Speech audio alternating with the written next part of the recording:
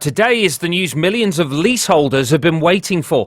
They're now legally being given the green light to extend their lease to a maximum term of 990 years, like freehold properties. 4.5 million people in the UK have fallen foul of the leasehold clause over the years when they bought a new home, but they didn't know that they didn't actually own the land it's built on. Well, today's measures, announced by the Housing Secretary Robert Kendrick, is one of the biggest reforms to English property law for 40-odd years. Well, my next guest is Kendrick from Ellesmere Port, who set up the National Leasehold Campaign over 10 years ago when she bought a freehold property and joins us now. Hello, Katie.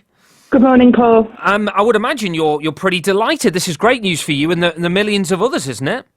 Absolutely fantastic news this morning. We are really delighted and really happy with the bold announcement, because that's what it is that the government has made today in the first steps to true home ownership in this country. So just explain, because not everyone will be fully across, what's the difference between a leasehold and a freehold property?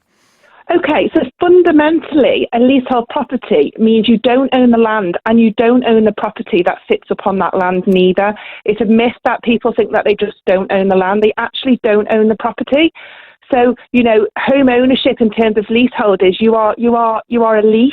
You have a lease, you don't own the property. So this shift today is basically paving the way to a common hold system. And this is what we are striving for, is for our land tenure to move away from this feudal leasehold system of not actually owning your home but paying all the costs, to one of a common hold, which means true home ownership. You have control over your home. So tell me a little bit about your story and your situation and why you started the campaign.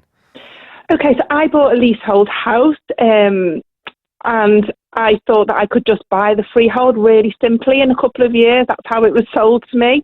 The issue was, before I got to 2 years, the developer had actually sold the freehold on from beneath me without consulting me, because they're legally allowed to do so. And then my home became an asset for a third-party investor, and trying to get back control of that freehold has been very costly and very timely and very stressful. So today's announcement will mean that people will simply be able to buy their freeholds and extend their leases much more simpler than the process that I have just had to endure. Right. So in sort of plain terms, if you're in a leasehold property, you might not be able to extend your house, for example, if you wanted to put a conservatory on the back, because you don't own the land. Correct. In effect. Yeah. Correct. Right. I had to pay a permission fee to put a small conservatory on this property, and we're not talking about a small fee. £2,600 the freeholder wanted for me permission to put on a small conservatory. It's a money-making racket, which government have accepted is wrong, feudal, and it's going to end. The gravy train is stopping. Yeah, well, I mean, as I said, this affects over 4 million people in this country, so it's not like it's a sort of minority issue, if you like. What impact does it have on people's lives, do you think, all of this? Huge.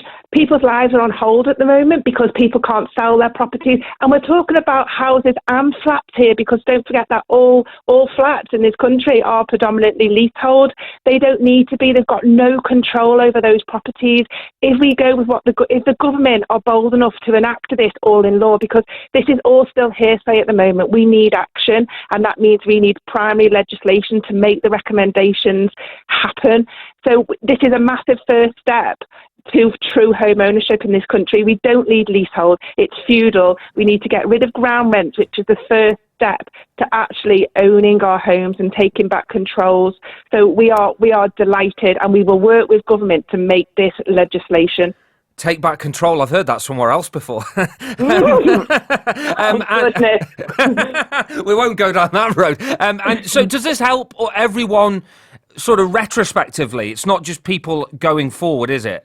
Yeah, it's very difficult to know what the devil is the devil's going to be in the detail here, and we don't actually have that detail. Yes, for existing leaseholders, this will still help. They're going to make an online calculator, so it will be easier, cheaper and quicker for everybody to buy their freehold and to extend their lease.